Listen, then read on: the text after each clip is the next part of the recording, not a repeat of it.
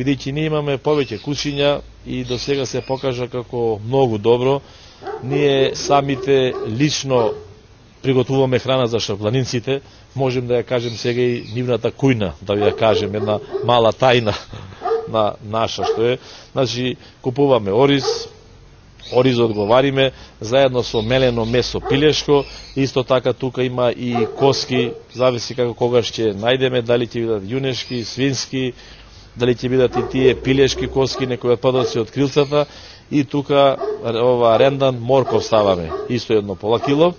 На крај, кога сето тоа ќе се свари, ќе зоврие, го ставаме ченкарно брашно, за да го стегне, така да рачунам дека тука сите потребни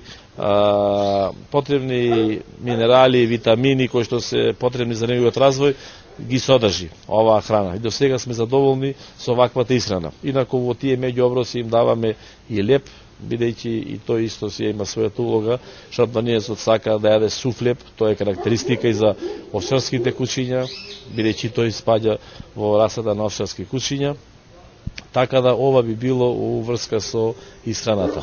Тука во вашата огледувачница забележавме едно бело куче меѓу шарпланинците, тоа не е во генетиката непозната работа, меѓутоа е сепак раритет. Да ни објасните нешто во врска со тоа. После толку долгогодишно огледување на шарпланинци, имавме среќа да кажем, да извадиме 3 бели шарпланинчиња, се родија претходно, и сметаме дека тоа е еден голем успех за нашата огледувачница. Белите шарпланинци се шарпланинци кои што порано и ден денеска многу ги сакаат овчарите и ги ценат, бидејќи према нивните кажувања што сум ги слушал, они ги чуваат затоа што овците од нив не се многу плашат, бидејќи се бели иста боја. Од потемните, од сиво-железните, од друга боја, црни или некоја друга боја, малце се плашат овците и тоа за нив не е пријатно. Исто така има предност што и волците, ако се бели, ако се меѓу овците, не ги препознаваат. Значи, тука, ова се кажувања, искуство некој овчарско, јас само го пренесувам.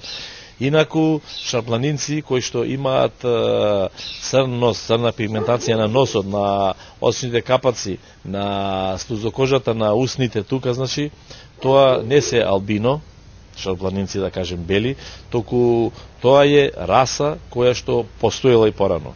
И кој е правен стандардот, тогаш, уште далечната 39-та година, кои го пишувале, тогаш уште е имало и бели шарпланинци, пишува и во книгите кои што ги има, и признато е и бел шарпланинец.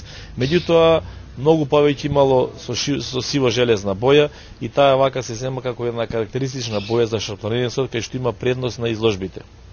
Да кажем, инаку, исто така на изложбите на бел или жолт шарпланинец, светло жолт, со црна маска, и тоа исто така многу тражено и ценето.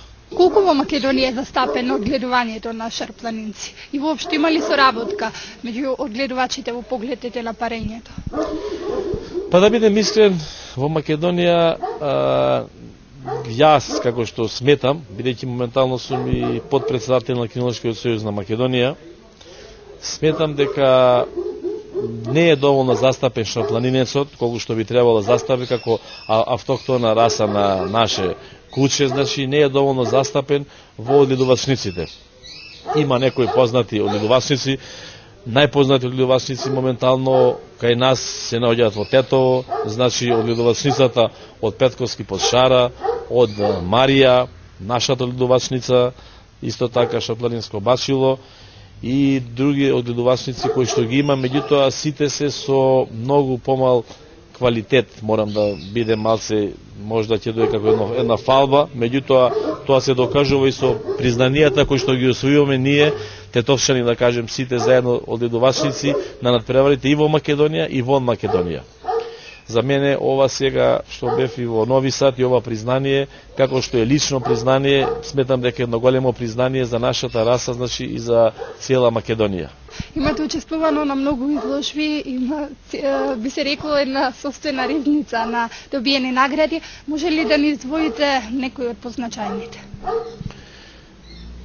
Па, видете сега, тука вака една од позначените изложби, мислим, манифестации на кои што сме победиле пред се изложбите во Македонија кои што биле, што се однесува до нашите изложби.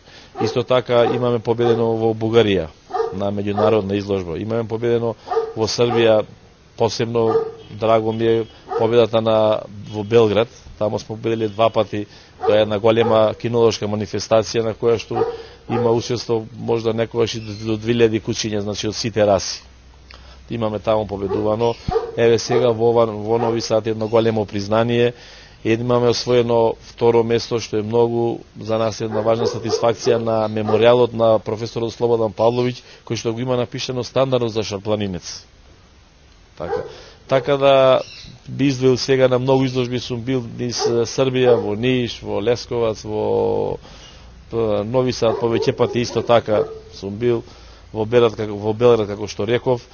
Имавме, на жалост, тоа морам да го кажам, еден непријатен доживљај во Загреб пред 2 години на европската изложба. Верувам дека таму ќе станеше нашиот случај европски првак. Меѓутоа, на самиот ден, најверојатно од патувањето, одеднаш доби запалени крајници, почна да криви и на самата изложба куќето ни кривеше. Тоа до сега никогаш не се случило, ама све се случува, се е можно и тоа е живо биќе што се вика, и таму добивме второ место во класата на шампиони, што е секако пак еден успех, меѓутоа можеше да биде и европски првак на таа изложба. Денес шарпланинецот може да се сретне како овчарски пес, но и како куќен љубимец. Со својата убавина, храброста, извонредните чуварски карактеристики, скромноста при одгојот, како и со големата љубов кон сопственикот, но и со добродушност и благонаклоност кон децата, шарпланинецот ги освои срцата на голем број љубители на кучиња во урбаните средини. Многумина го сметаат како бисер на нашата кинологија. Тој се одликува со голема физичка сила, подвижност, племенитост, одважност, одлучност и надмоќност. Со многу позитивни карактеристики тој денес е драгоцен дар на нашата природа. Некои го сметале за дух на планината, а некои го нарекувале тигар европски, моќно и силно куче, верен придружник и соживотник на човекот.